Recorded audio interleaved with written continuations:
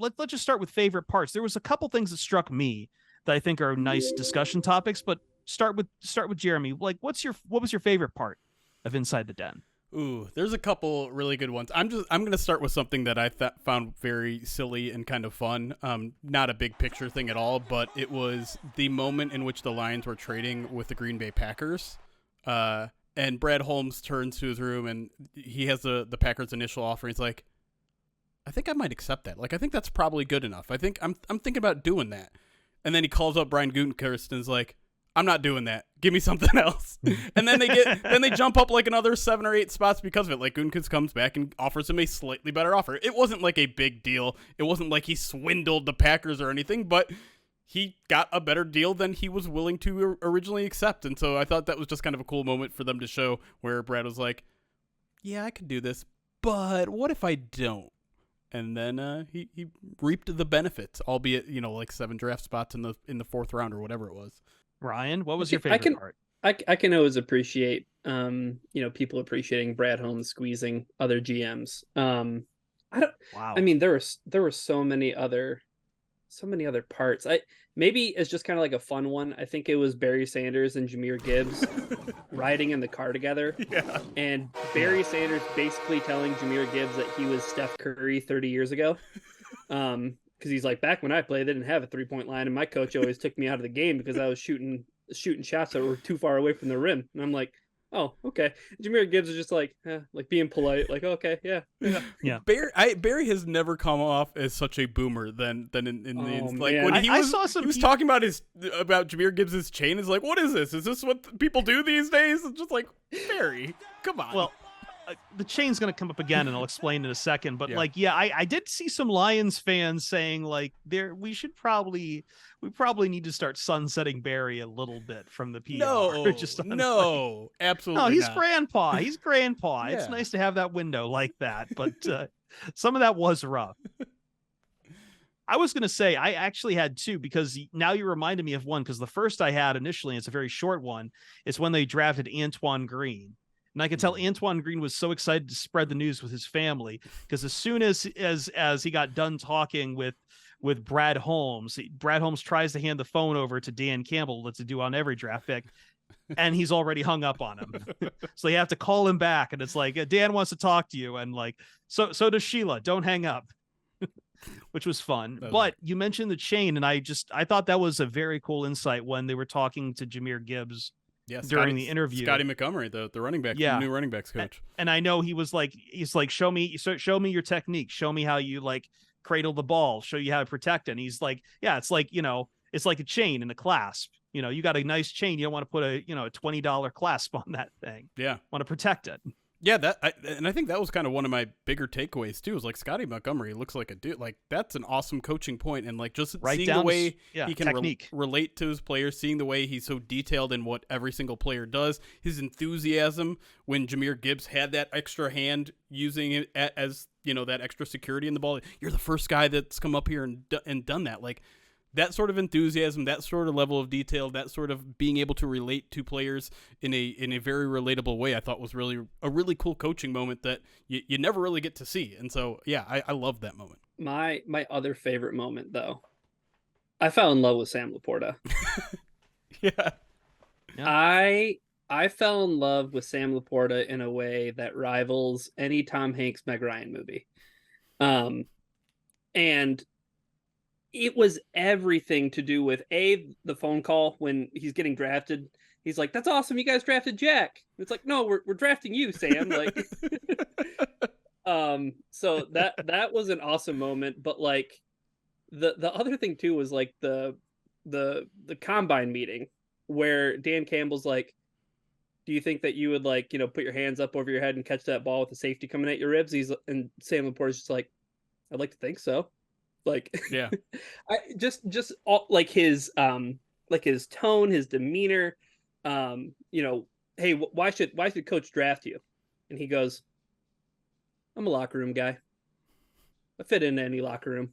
See, and I'm a damn good football player too."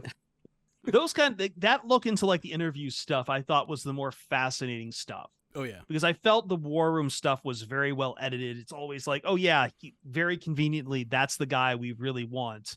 And what about that other guy? Oh, that guy just went, or like, oh, he's still there, but we like our guy more than this guy just a little bit.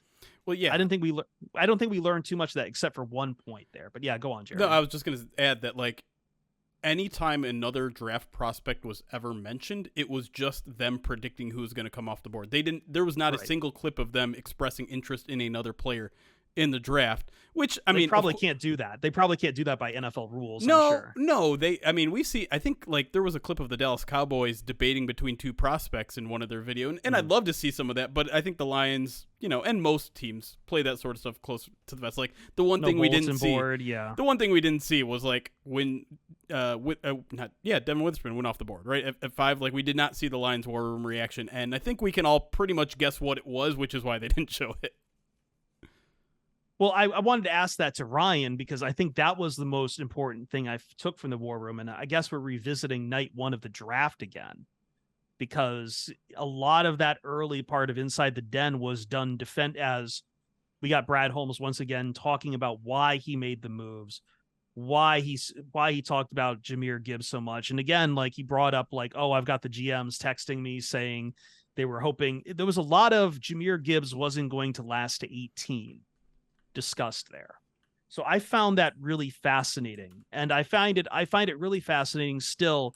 And they opened with a like very unflattering montage of radio people talking about the Lions' day 1 strategy, which I didn't like that, because like everyone was like, what are you doing drafting a running back and a linebacker? Like you have to justify that in some ways. So I don't know. Did you find anything enlightening, or just kind of even a little defensive about how they were dealing with the Gibbs pick? Here's the thing. I understand, Inside the Den is meticulously edited and they can tell the story however they want to tell it. I think the parts that rang true though they were definitely content with taking Gibbs at 6. Like, I mean, maybe Witherspoon was the guy, but they were totally cool with taking him at 6. And after they make the trade and they get Gibbs when Skoronski goes off the board, the little exchange between Holmes and Campbell, where Holmes is like, we have 8, still have 18, we have 34 now. Yeah. Dan Campbell's like, and we get the pick at 40. And it's like, we got the guy we wanted, and we have all these other picks. Like, they were pretty geeked about it. I think that was very true in the sense that like Gibbs was their guy, and even though Brad Holmes, I think he took a lot of risks in this draft, but that first one with moving back from 6 to 12 to get Gibbs, like Dan Campbell's like, trust your gut, man. Like, Brad Holmes is like, it's a risk. And Dan Campbell's just like, yeah, I'm with you, man. Trust your gut. Do what you need to do. And then Rod Wood's just over at the end of the table staring oddly and awkwardly and absorbing aggressive high fives. Yeah. We should probably use the Pruder film, Brad Holmes elbow back into the left, caught Dan Campbell in the crotch. But I think that those parts were authentic. Like they were really excited at, hey, we have all this draft capital now. And the other thing was they didn't shy away from taking risks. And when they did, I mean, Jeremy, like without that trade back, Sam Laporta doesn't happen. Right. Maybe Brian Branch doesn't happen. There's a lot of things to consider with that move. Yeah, no, I think the documentary helped underscore just how important that trade down was, and just how different things would have played out had they not done that, or had even if Witherspoon had fallen to them, they were ready to trade up to get Gibbs, which means probably no Jack Campbell, right? Like, in order to trade up from 18 to whatever 12. How would you have dealt if they traded up, Jeremy, for a running back? Well. I know you were already like down on them for taking a running back that day, even though we all understood Gibbs was a different running back. But like, right, like, yeah, I think of all the possibilities of how this draft could have went. If Witherspoon would have fallen to them, they would have taken Witherspoon. They probably would have traded up to get Jahmyr Gibbs, which means either no Jack Campbell or no Sam Laporta, or maybe neither. Or maybe no Brian Branch. Or maybe no Brian Branch amongst those three. Like, maybe you only get one out of those three then. Or they just take Jahmyr Gibbs at 6. And then what? Then I don't even know how the rest of the draft plays out. But then again, you don't get Sam Laporta likely. And so I think of all those scenarios, and granted, all of those involve taking a running back early, which I'm still not a huge fan of. The scenario that they did, trading back, I mean, y'all know I love trading back. That turned out to be the greatest one, right? Like, amongst those responsibilities, and I know we're all Devin Witherspoon fans, and that would have been a great pick and all that, but it would have severely limited their opportunities to get what they got, which I think is the other big part of this, is like, according to Brad Holmes, and granted, most of these were said when he's doing his talking head interview, which not necessarily in the moment in the war room. According to Brad Holmes, they got 4 first-round talents, right? They got 4 guys, and they only had 14 guys they labeled as first-round talents, and that's assuming Sam Laporta is amongst that group. And because he said it of Brian Branch, he said it of Jack Campbell, he said it of Jahmyr Gibbs, all those guys were top 14 guys on their draft boards, and considering Sam Laporta went before Brian Branch, you can probably assume he's the 4th. Again, it's them telling the story they want to tell, but even seeing how the draft is already starting to play out in training camp, I think it's believable that all 4 of those guys may have been their top 14 guys, and none of that happens without that trade down. We have to kind of see it still in the regular season, of course, always the corollary to that, but nothing we can react to until that season is played out. But I agree, like, you definitely, it's definitely the opportunity cost of trading down. I think that makes it more palatable at the end of the day. I was kind of shocked by how few first round talent he said was in this draft. Yeah. That it was a small pool. So you, like, a lot of the guys in the first round, they were probably writing off. I agree with you that, like, taking Gibbs at 6, which would probably give him an even bigger salary than Bijan Robinson. Yeah. And now you're talking, like, I think we said, like, what, running back pay is so off the wall, you'd be paying like top 10 of that position for a rookie running back. Yeah. So, like, that's definitely something I think they were able to avoid. And again, like you said, you get to add Laporta, maybe even Hendon Hooker we can throw into how this draft played out for everything. Like, it was definitely the right move. I just think that it felt a little defensive sometimes because they did get a lot of blowback after day one.